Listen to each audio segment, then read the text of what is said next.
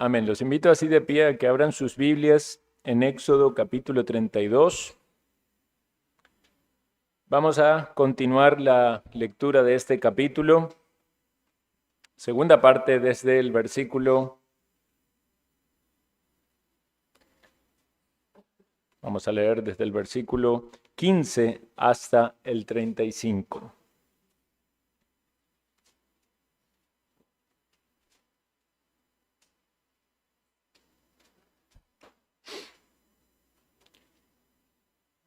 Dice así la palabra del Señor. Y volvió Moisés y descendió del monte trayendo en su mano las 2 tablas del testimonio. Las tablas escritas por ambos lados, de uno y otro lado estaban escritas. Y las tablas eran obra de Dios, y la escritura era escritura de Dios grabada sobre las tablas. Cuando oyó Josué el clamor del pueblo que gritaba, dijo a Moisés: alarido de pelea hay en el campamento. Y él respondió: no es voz de alaridos fuertes, ni voz de alaridos de débiles. Voz de cantar oigo yo. Y aconteció que cuando él llegó al campamento y vio el becerro y las danzas, ardió la ira de Moisés, y arrojó las tablas de sus manos y las quebró al pie del monte. Y tomó el becerro que habían hecho y lo quemó en el fuego y lo molió hasta reducirlo a polvo, que esparció sobre las aguas, y lo dio a beber a los hijos de Israel. Y dijo Moisés a Aarón: ¿qué te ha hecho este pueblo, que has traído sobre él tan gran pecado? Y respondió Aarón: no se enoje, mi señor, tú conoces al pueblo que es inclinado a mal. Porque me dijeron: haznos dioses que vayan delante de nosotros, porque a este Moisés, el varón que nos sacó de la tierra de Egipto, no sabemos qué le haya acontecido. Y yo les respondí: ¿quién tiene oro? Apartadlo. Y me lo dieron, y lo eché en el fuego, y salió este becerro. Y viendo Moisés que el pueblo estaba desenfrenado, porque Aarón lo había permitido para vergüenza de entre sus enemigos, se puso Moisés a la puerta del campamento y dijo: ¿quién está por Jehová? Júntese conmigo. Y se juntaron con él todos los hijos de Leví. Y él les dijo: así ha dicho Jehová, el Dios de Israel: poned cada uno su espada sobre su muslo y pasad y volved de puerta a puerta por el campamento y matad cada uno a su hermano y a su amigo y a su pariente. Y los hijos de Leví lo hicieron conforme al dicho de Moisés, y cayeron del pueblo en aquel día como 3,000 hombres. Entonces Moisés dijo: hoy os habéis consagrado a Jehová, pues cada uno se ha consagrado en su hijo, en su hermano y en su hermano, para que él dé bendición hoy sobre vosotros. Y aconteció que al día siguiente dijo Moisés al pueblo: vosotros habéis cometido un gran pecado, pero yo subiré ahora a Jehová, quizá le aplacaré acerca de vuestro pecado. Entonces volvió Moisés a Jehová y dijo: te ruego, pues, este pueblo ha cometido un gran pecado, porque se hicieron dioses de oro, que perdones ahora su pecado, y si no, ráeme ahora de tu libro que has escrito. Y Jehová respondió a Moisés: al que pecare contra mí, a éste raeré yo de mi libro. Ve pues ahora, lleva a este pueblo a donde te he dicho. He aquí mi ángel irá delante de ti, pero en el día del castigo yo castigaré en ellos su pecado. Y Jehová hirió al pueblo, porque habían hecho el becerro que formó Aarón. Vamos a orar. Señor Dios, leemos tu santa y bendita palabra, una palabra que no viene de hombres a nosotros, sino que es tu autoría, y tú usaste los hombres inspirados por tu Santo Espíritu para transmitirnos tu palabra, tu santa voluntad. Gracias te damos, Señor, por ella. Pedimos que nos concedas luz y discernimiento Pedimos que podamos meditar en ellas mientras escuchamos la exposición de tu palabra. Socórreme a mí, ayúdame a exponerla con claridad y abre los ojos del entendimiento, abre la mente y el corazón de todos los oyentes aquí. Santifica a tu iglesia y salva a los perdidos.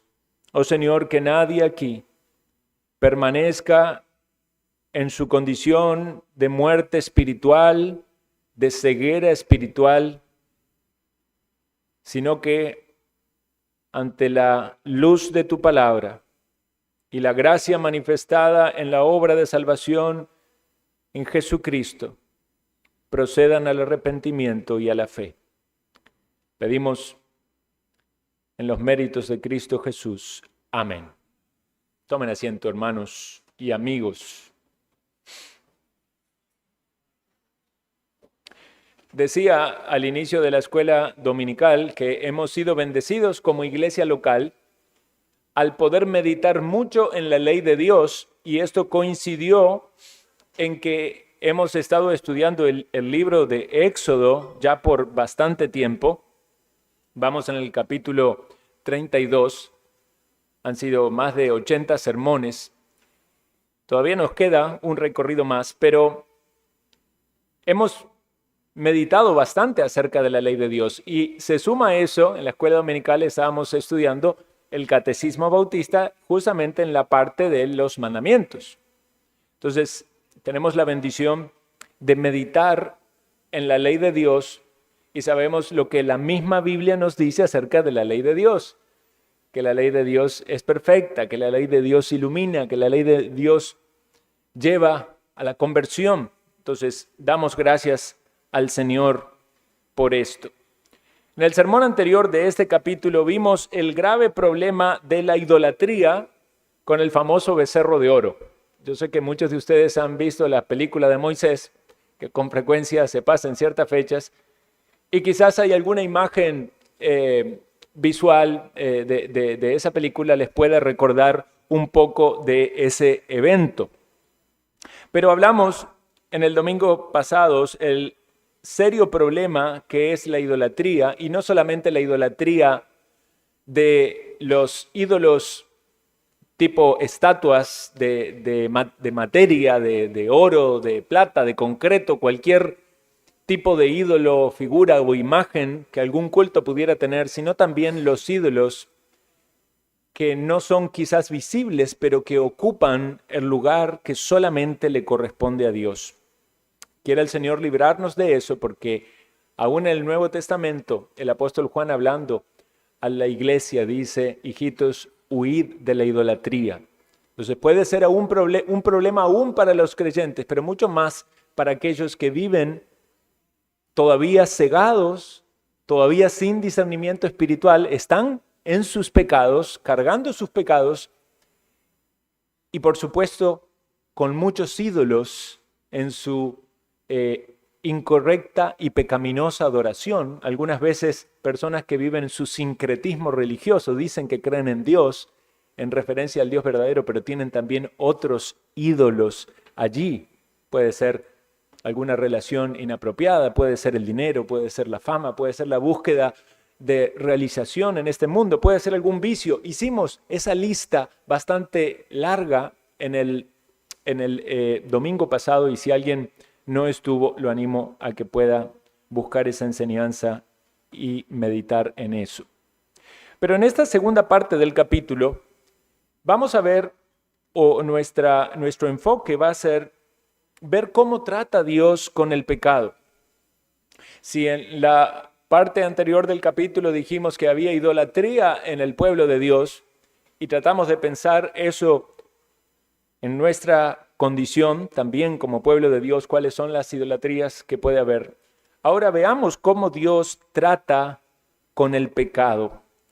Y tenemos entonces el relato de que Moisés baja del monte, desciende del monte, trayendo en sus manos las 2 tablas del testimonio.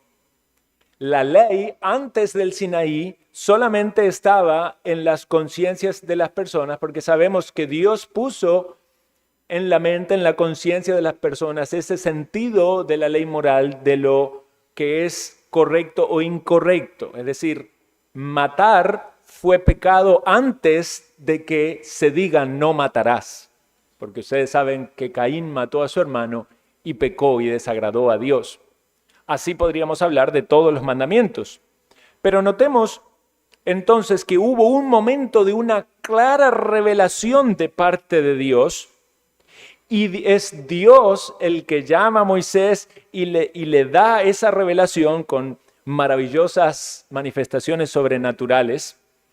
Y entonces es Moisés, que es allí como el mediador, el que recibe esa ley y baja ahora con las tablas para dárselo al pueblo. Noten, esas tablas habían sido escritas con el dedo de Dios.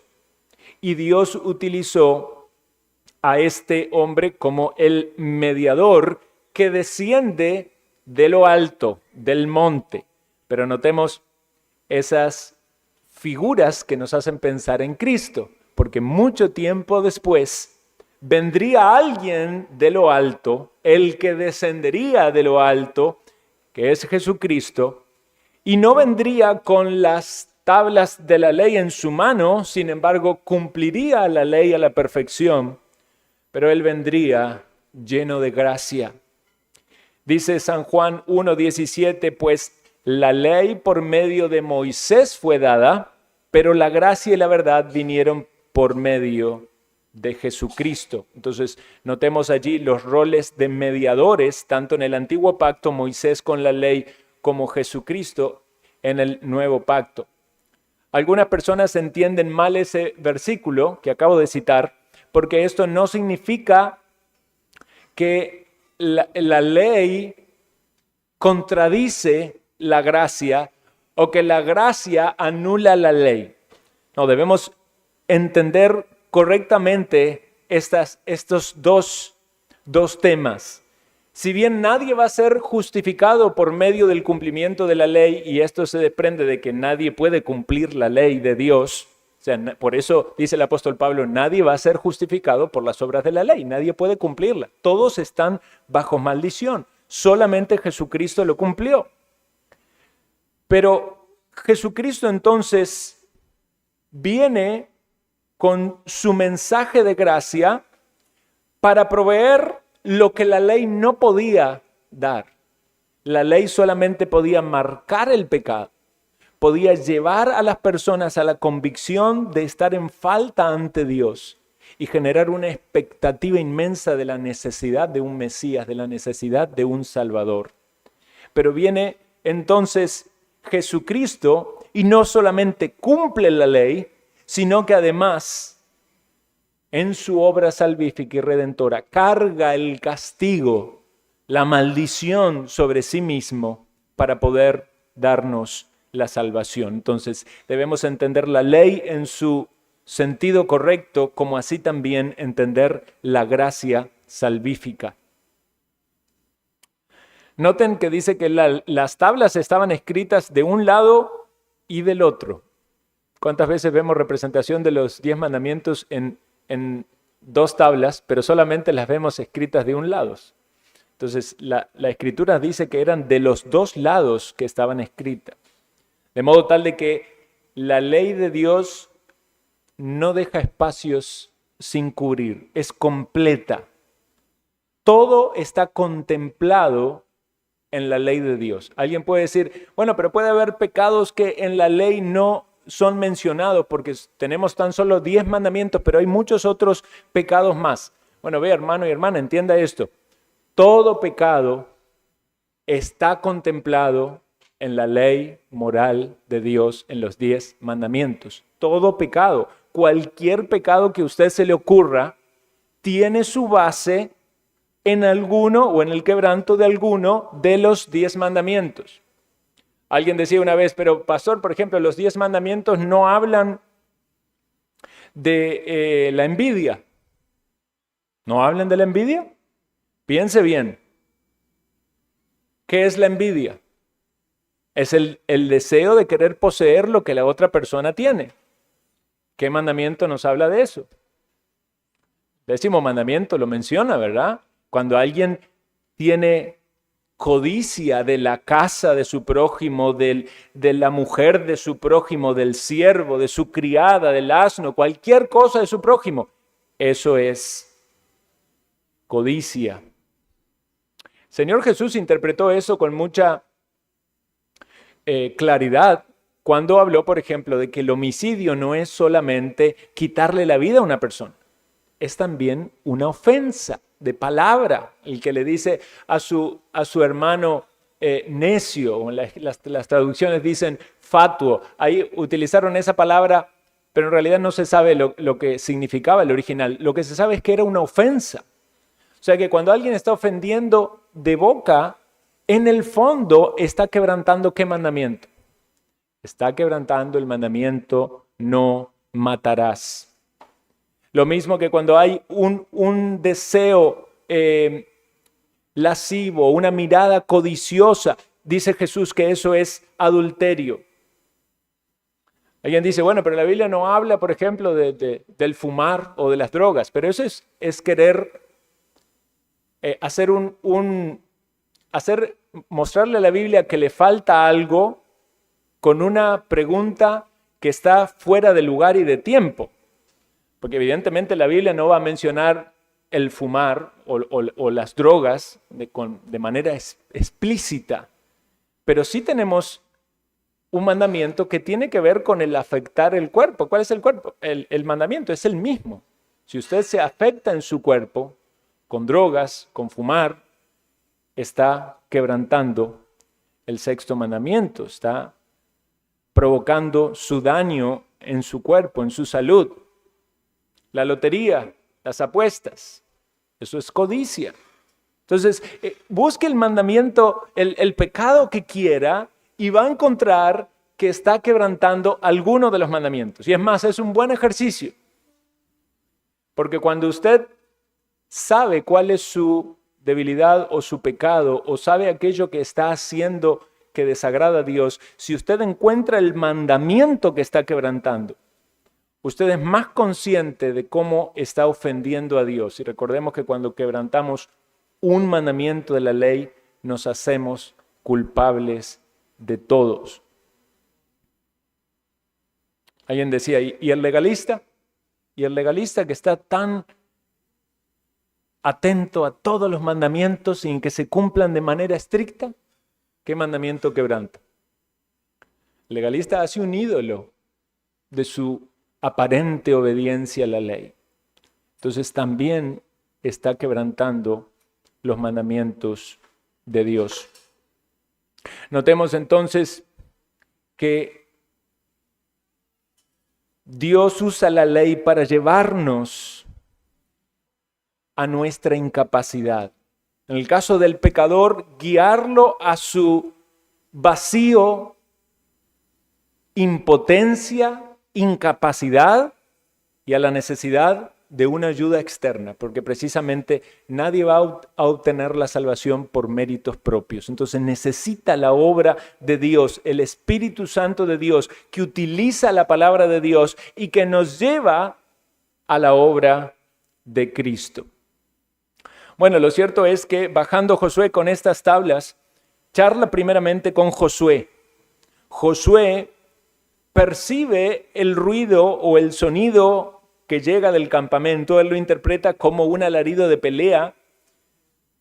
No estaba lo suficientemente cerca como para ver, pero Moisés, que desciende, tiene un mayor discernimiento, y a pesar de saber evidentemente de que Dios le había dicho del pecado de su pueblo, él tiene esta claridad para entender que lo que había en el campamento no era una guerra contra enemigos, sino que había un problema que podríamos decir aún mayor. A veces el peor enemigo no es aquel que viene con violencia física, a veces el peor enemigo es el que está en nuestro interior.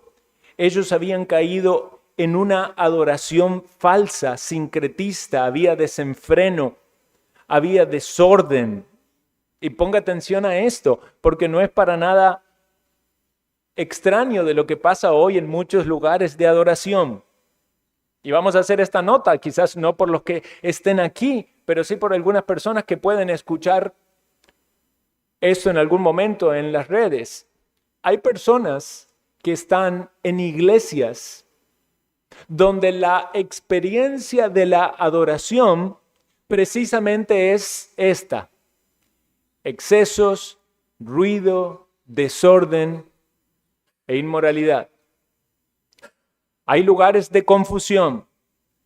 Quizás algunos de ellos que están ahí saben de eso, porque conocen lo que pasa dentro de esas iglesias, pero permanecen allí. Algunos quizás por amenazas o condicionados por alguna fuerza espiritual, y hasta podemos pensar que es influencia demoníaca, para que sigan en esos lugares que ya no son iglesias verdaderas, sino sinagogas de Satanás. Es triste pensar eso, pero yo he sabido de muchas personas que son conscientes de todo lo que pasa, de la inmoralidad que hay dentro de la iglesia, de los pecados que hay, del desorden, del sincretismo que hay. Si usted encuentra o conoce a alguna de esas personas, usted debe advertirle. Usted dígale, vea lo que pasó con el pueblo de Israel cuando decía que adoraba a Jehová, pero estaba quebrantando la adoración verdadera. Esas personas deben salir de esos lugares. Por amor a Dios deben salir de ahí. Por amor a su propia vida espiritual deben salir de ahí. En obediencia a Dios deben dejar esos lugares y deben buscar una iglesia verdadera. Y las hay. Hay iglesias verdaderas. Hay iglesias que tienen orden. Hay iglesias donde hay reverencia. Hay iglesias donde se predica la santidad. Y hay iglesias donde los integrantes de esas iglesias luchan por vivir vidas que honran al Señor. Iglesias perfectas no habrá, pero hay verdaderas iglesias de Cristo. Y si pensamos y decimos, bueno, yo estoy en una de esas iglesias, demos gloria al Señor, demos gracias al Señor. Vivámoslo con gratitud y adoremos al Señor tal como Él nos lo ha mandado. Ahora, volviendo a la historia, la lección entonces es esta. La peor batalla no es la que implica espadas o lanzas contra un ejército enemigo, sino la que se libra en la mente y en el corazón. Quizás si Israel hubiera tenido que pelear contra otro ejército, le hubiera ido mejor que como le fue luchando contra su corazón. Más bien ellos se entregaron al pecado. Cuidemos nuestro corazón, hermanos, porque nuestro corazón puede buscar ídolos, puede buscar satisfacerse, como lo dijimos en el sermón pasado, quizás por impaciencia, por imprudencia, porque hemos sido influenciados por Egipto, quizás por falta de dependencia de Dios, por no aguardar su revelación, por no depender de su palabra. Nuestro corazón es una fábrica de ídolos. Y lo cierto fue entonces que cuando Moisés llega al campamento arde en ira. Recordemos que Moisés había estado 40 días y 40 noches en un ayuno sobrenatural y espiritual, recibiendo la ley de Dios. Y cuando baja y se encuentra con el pueblo, lo que ve es el contraste tan disparatado de la pecaminosidad humana, que habiendo antes aceptado y habiendo suscribido el pacto de Dios, ahora lo estaba quebrantando. Habían dicho que iban a hacer todo lo que Jehová decía, pero lo primero que hicieron fue hacerse ídolos y adorar otros dioses.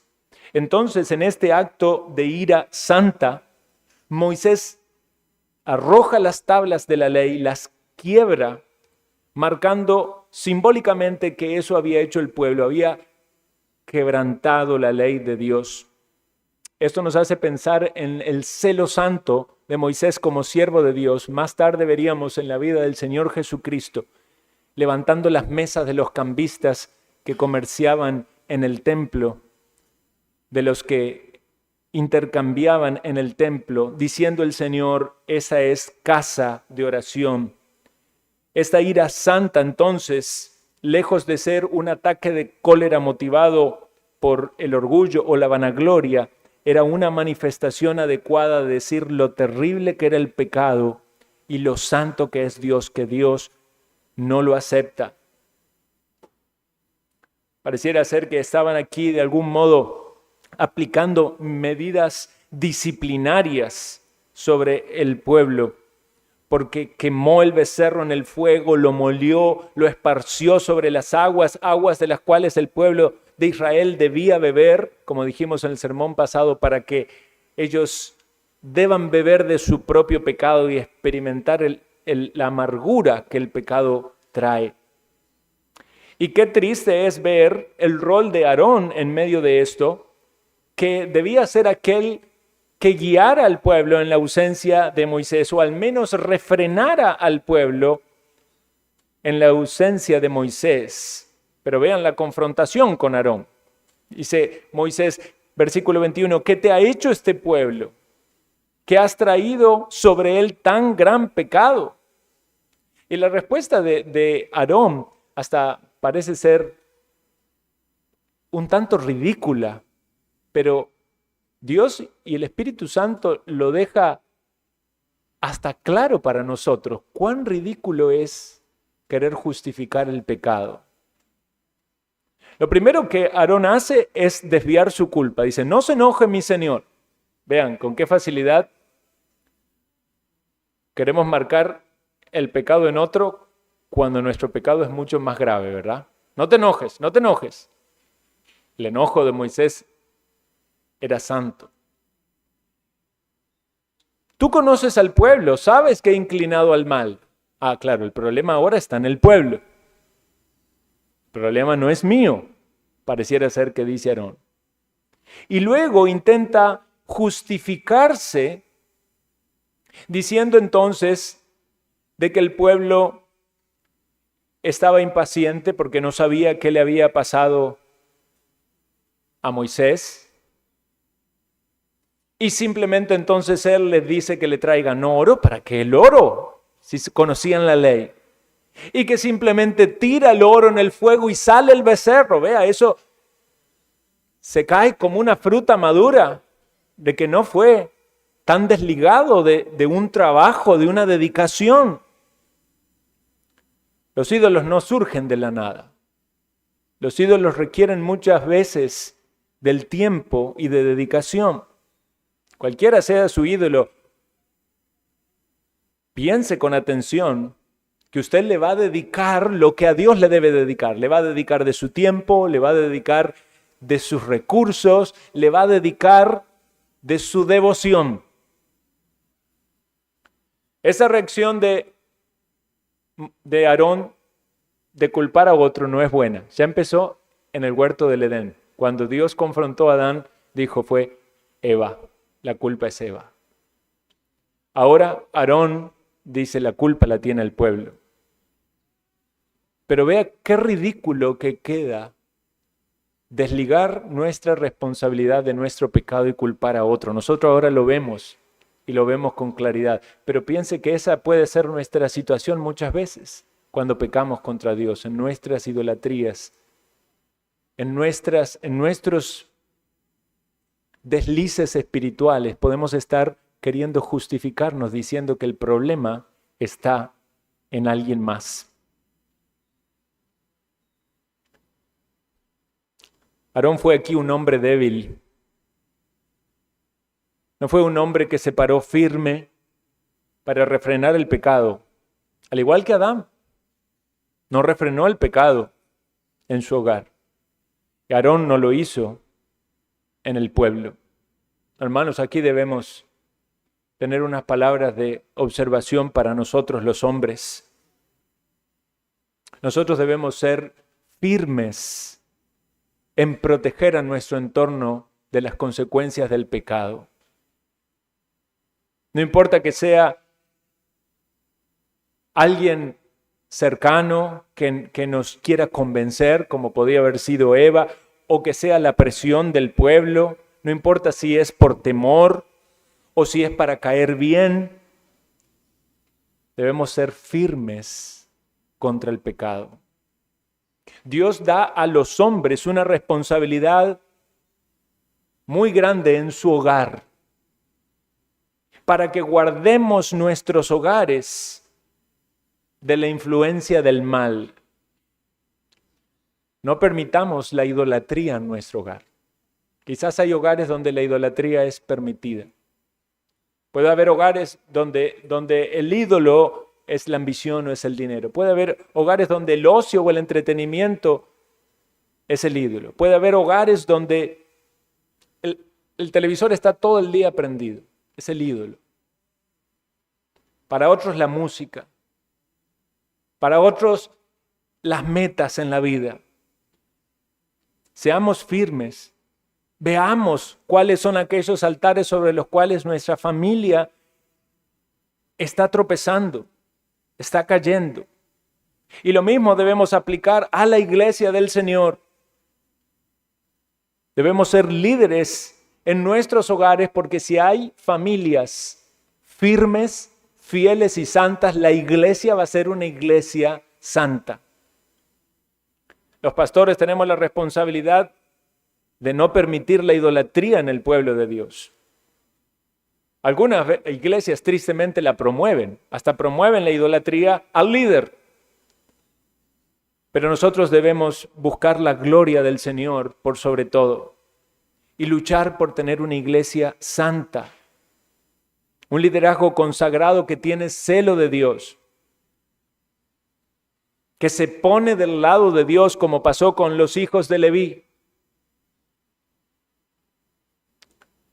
Calvino señala que la culpa de Aarón fue grave porque él cedió ante la presión del pueblo, no ejerció su autoridad y permitió actos que deshonraban a Dios.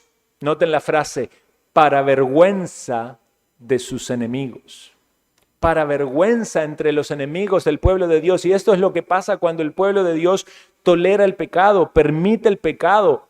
El nombre de Dios es blasfemado. ¿Cuántas veces usted ha querido invitar a alguien a la iglesia? Le dice, no, yo a la iglesia no voy más porque vea tal o cual, vea fulanito o fulanita. Dicen que aman a Dios y viven vidas desastrosas. Se ha vuelto una risa para los impíos muchas veces el hecho de decir de que alguien es cristiano. Por eso la iglesia debe luchar por un testimonio en este mundo de pureza, de santidad. Entonces, vemos cómo Dios trata con el pecado y lo primero que Dios hace es dar la ley. Necesitamos la ley. Nos muestra nuestro pecado, nos lleva a la contrición, a ver nuestra incapacidad. Pero no es solamente eso lo que Dios hace. Dios, por medio de la ley, también deja en claro que hay una necesidad de juicio, de castigo. Y lo que vemos es que Dios castiga el pecado. No solamente Moisés quiebra las tablas, sino que sabe que es necesario allí un juicio civil, porque eran una nación teocrática, porque de algún modo estaba gobernando sobre ese pueblo. Entonces él llama a sus soldados, a aquellos que están del lado de Jehová, y les pide que se junten. Y se juntan con Moisés los hijos de Leví. Y la orden es clara, es un mandamiento civil, pena capital para todos aquellos que participaron en esta adoración idolátrica y que llevaron al pueblo al pecado y a las consecuencias que esto implica. Y era tan fuerte, imagínense la experiencia en el pueblo, porque ellos tenían que quitar la vida a sus propios familiares.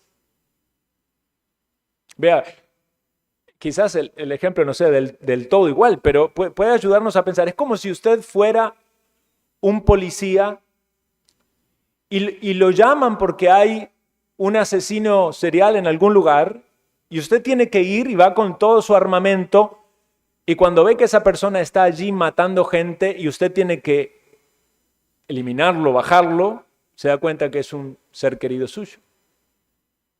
Puede ser que haya un conflicto en su corazón, pero también sabe que si no lo hace, va a seguir haciendo mal. Esas personas pusieron más que nadie en práctica lo que significa ser leal a Dios por sobre todo. Claro, la Biblia no nos dice que esto sea requerido hoy en nuestras circunstancias particulares. Puede haber personas que en nuestro entorno que están pecando en idolatría severa y no somos una teocracia ni Dios nos está pidiendo que apliquemos ningún juicio sobre ellos. Pero sin embargo, sí el Nuevo Testamento deja en claro que a la hora de lealtad, ¿a quién debemos poner en primer lugar? El que no aborrece padre, madre, hijo, hija, no es digno de mí. Si su afecto por sus seres queridos va a interponerse entre su verdadera búsqueda de Dios y su adoración a Dios, entonces usted está prefiriendo una lealtad a alguien más. Hay personas que llegaron a la conclusión de que estaban en una relación ilícita, inmoral, y quizás se vieron confrontados por el Evangelio y dicen, si voy a seguir a Cristo, no puedo seguir con esta relación. Y entonces prefieren mantener su relación que seguir a Cristo. ¿Eso qué demuestra? Idolatría. Está eligiendo esa relación, sea una relación de pareja o sea una amistad, antes que seguir a Dios. Hay gente que no ha querido seguir a Cristo porque ofende a la religión que viene de sus padres. Esa relación es su ídolo y no han estado dispuestos entonces a seguir a Cristo.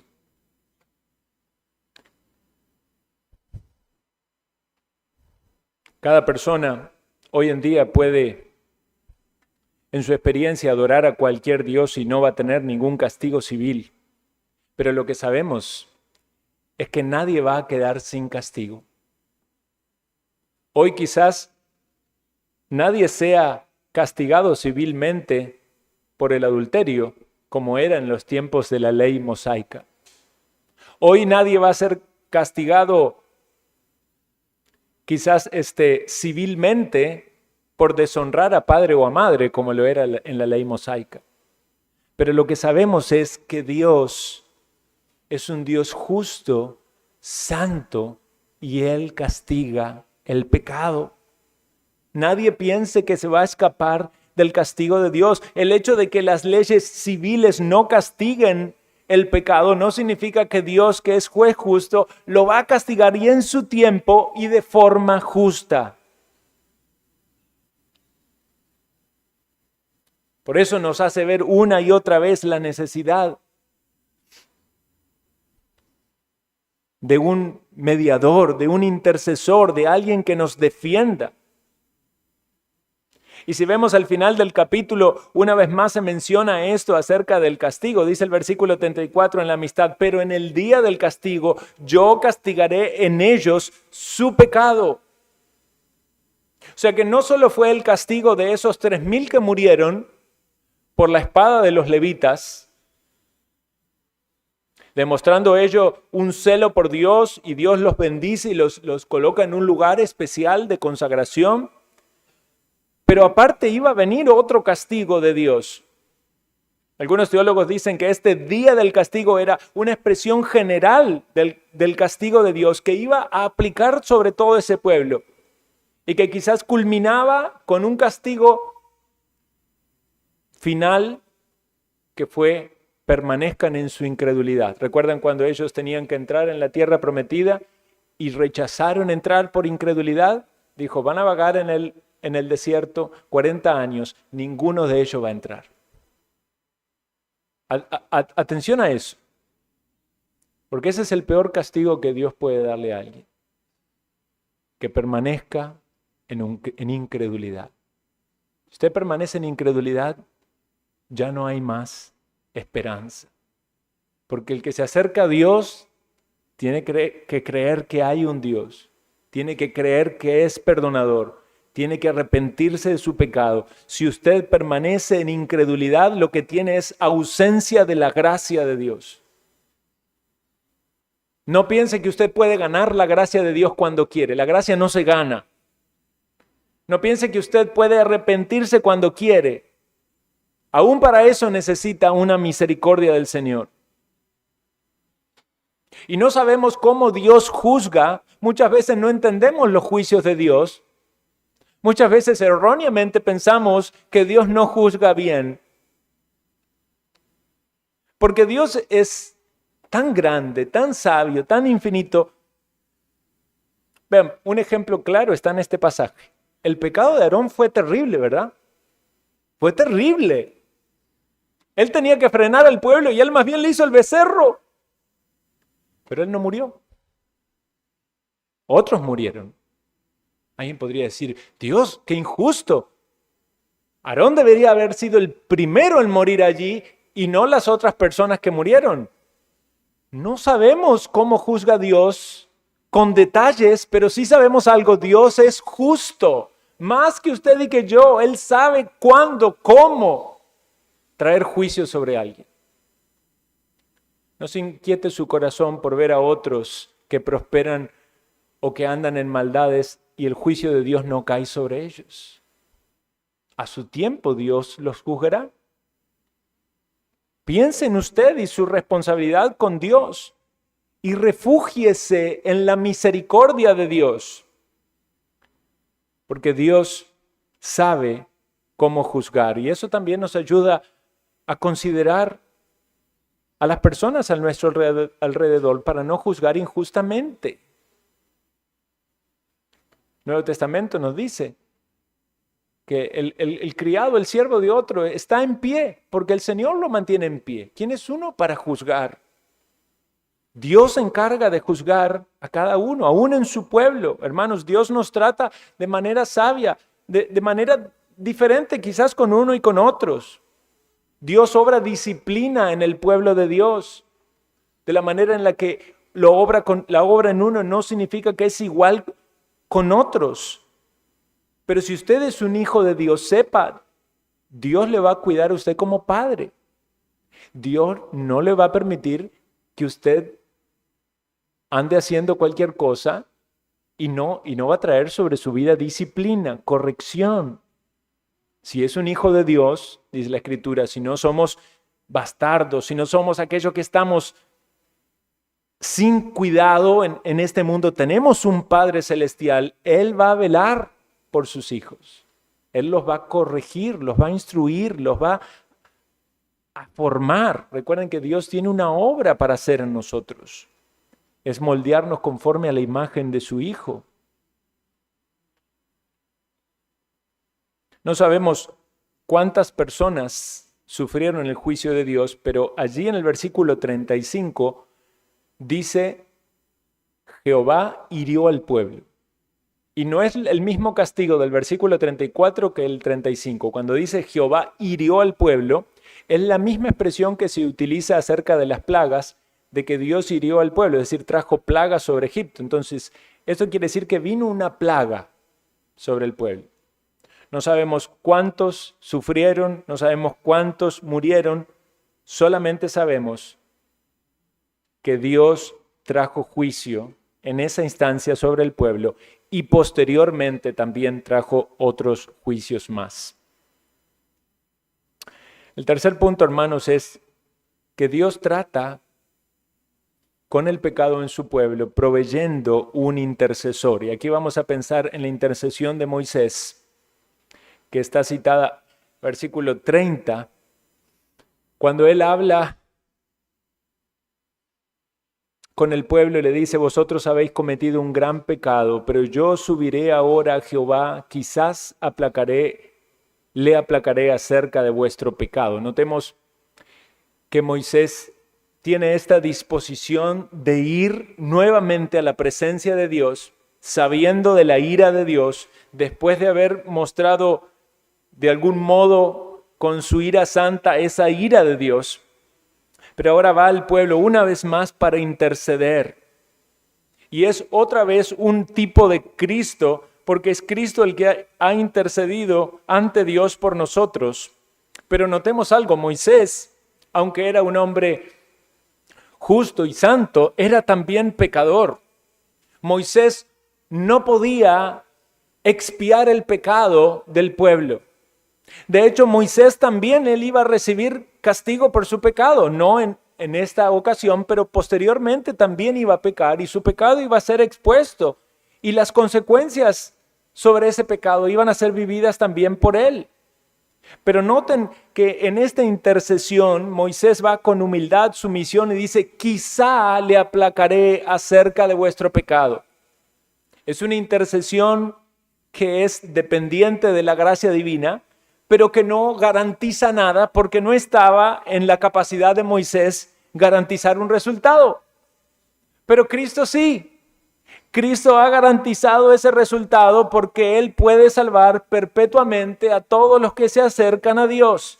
Y Él vive siempre intercediendo por ellos, es decir, por nosotros, por su pueblo. Cristo sí puede expiar los pecados.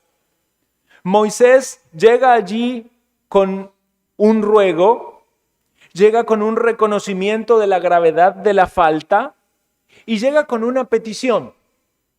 Incluso hasta dispuesto él a morir y decir, Dios, si no lo vas a perdonar, entonces yo también muero. Muramos todos. Estoy dispuesto a morir. Pero vean lo que Cristo hizo. Fue mucho más grande. Porque Dios llega con el ruego de que sea glorificado el Padre, de que ellos sean salvos.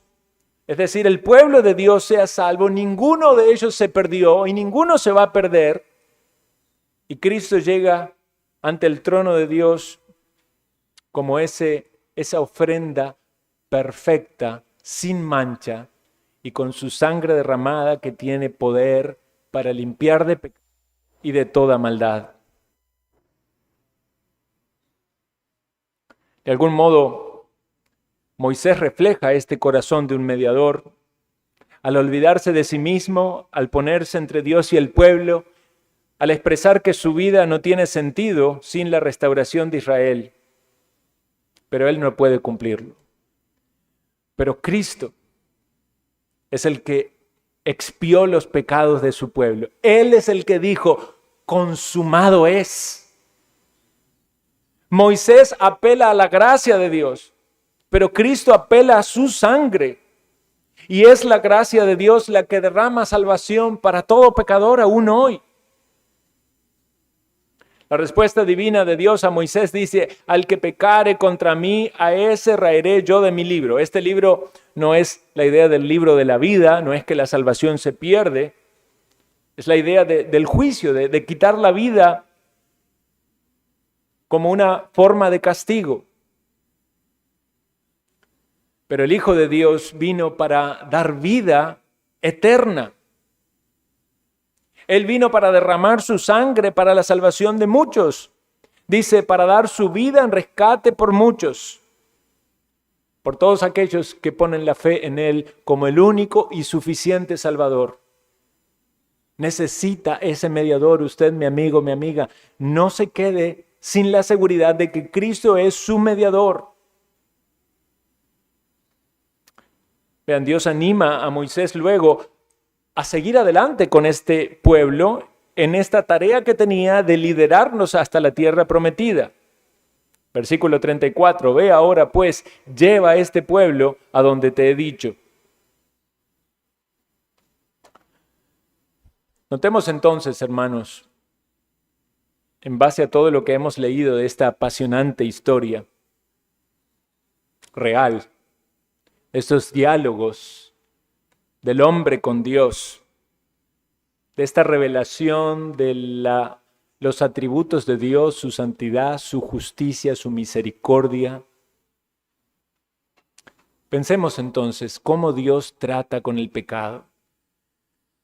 Dios da la ley, es la regla por la cual el pecado debe ser evaluado, medido y juzgado. Dios con su ley nos muestra el pecado, confronta nuestro pecado y refrena nuestro pecado. Pero Dios también castiga el pecado. Algunas veces los castiga con consecuencias civiles. Posiblemente alguien que robe va a la cárcel, o el que mate también tenga un castigo civil. Pero algunas veces no hay castigos civiles, puede haber castigos eclesiásticos. Por eso una iglesia que vela por la santidad, si uno de sus miembros peca escandalosamente, debe también tener disciplina para marcar a este mundo que la iglesia de Cristo es santa y quiere andar conforme a los mandamientos del Señor, y también para restaurar al pecador. Pero Dios siempre castiga el pecado de una manera o de otra. Un día va a castigar los pecados de todos con una condenación eterna, excepto aquellos para los cuales Cristo recibió el castigo. Aquellos que se refugian en Cristo y en la gracia de Dios reciben la justicia que es por la fe. Aquellos que no van a ir a padecer en la eternidad por sus pecados, porque Cristo cargó sus pecados. Espero que usted esté entre aquellos que se sienten justificados y se saben justificados porque han creído en la obra de Cristo. Y porque están revestidos con la justicia de Cristo. La imputación es doble, ¿verdad? Hablaba esto con una persona en estos días. No es solo que Cristo carga mi pecado y sufre por mi pecado. Es que Cristo, que vivió la vida perfecta, me da de su justicia. A los ojos de Dios soy justificado por la fe en Él. Pero también es cierto de que Dios corrige a los suyos. Dios nos disciplina, hermanos, de muchas maneras, de muchas formas, circunstancias providenciales.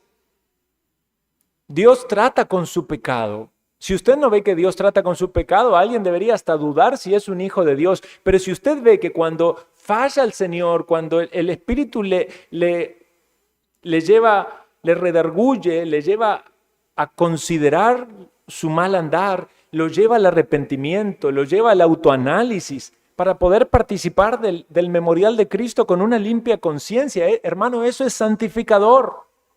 Dios sabe que tropezamos, fallamos, pero por eso tenemos la sangre de Cristo y por eso tenemos los medios de gracia para santificarnos más y más, para alejarnos del pecado, para vivir más cerca de Cristo.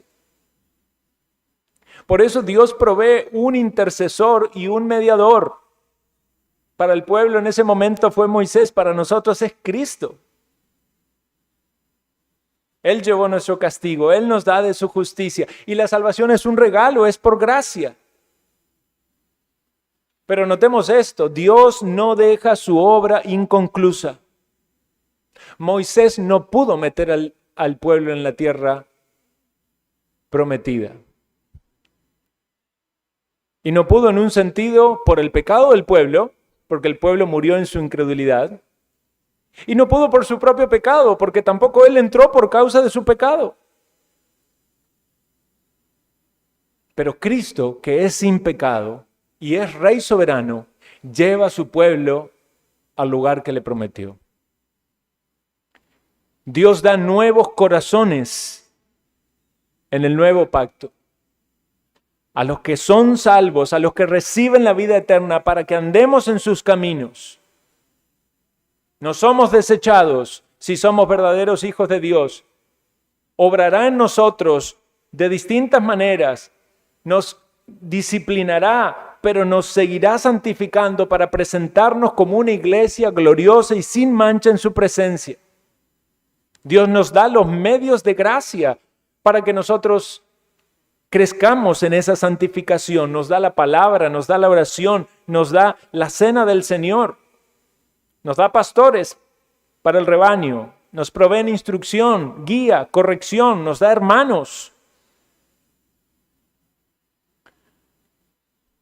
Para finalizar, hermanos, con este sermón, quiero que piensen esto una vez más. ¿Cómo trata Dios con su pecado? ¿Está tratando Dios con tu pecado?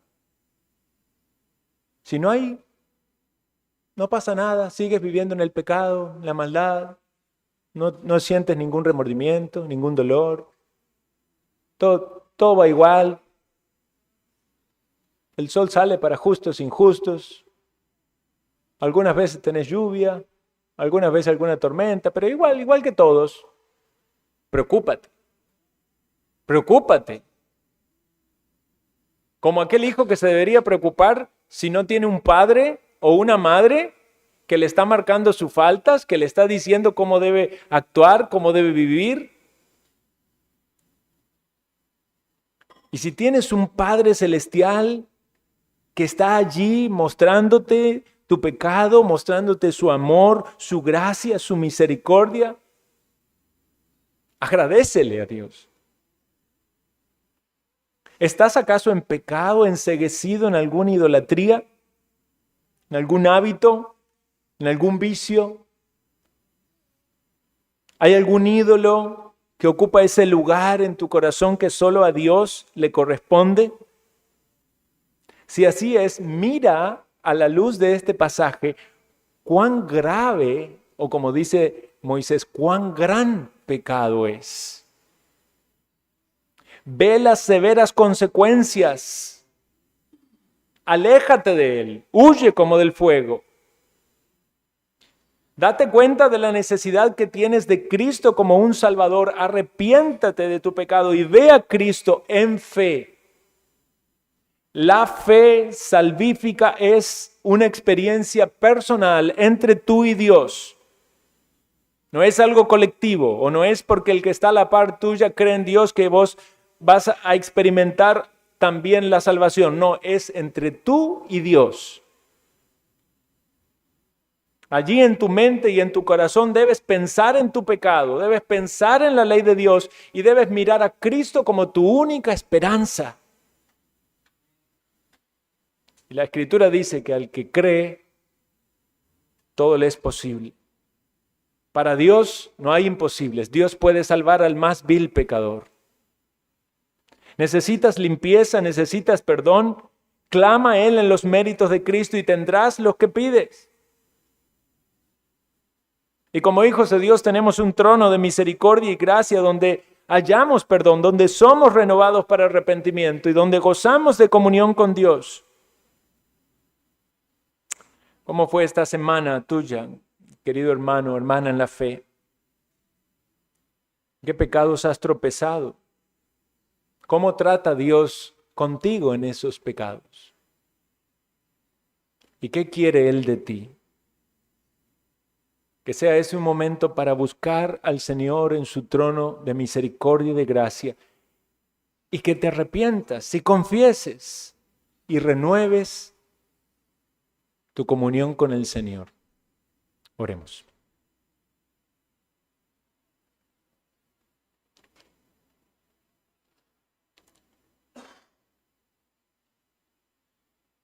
Señor Dios, cuán serio es el pecado de la idolatría. Danos luz y entendimiento para ver en nuestro propio corazón cuáles son aquellas cosas que ponemos en lugar de ti. Purifícanos, Señor. Límpianos. Ayúdanos a adorarte, a amarte con todo nuestro corazón, con toda nuestra mente, con toda nuestra alma, con todas nuestras fuerzas. Ayúdanos, Señor, porque necesitamos de tu gracia para hacerlo, para adorarte en espíritu y en verdad. Socórrenos, Señor, somos débiles, nuestra carne está inclinada al mal. Somos propensos a olvidarnos de tus mandamientos. Derrama tu gracia sobre tu pueblo para que seamos santificados. Y si entre nosotros, Señor, hay aún personas que permanecen en idolatría, que están cargando sus pecados y van camino a la condenación. Creemos que tú eres poderoso para salvar. Sálvales, Señor. Tráeles al arrepentimiento y a la fe. Que allí en lo profundo de su corazón clamen a ti y tú les oigas, Señor.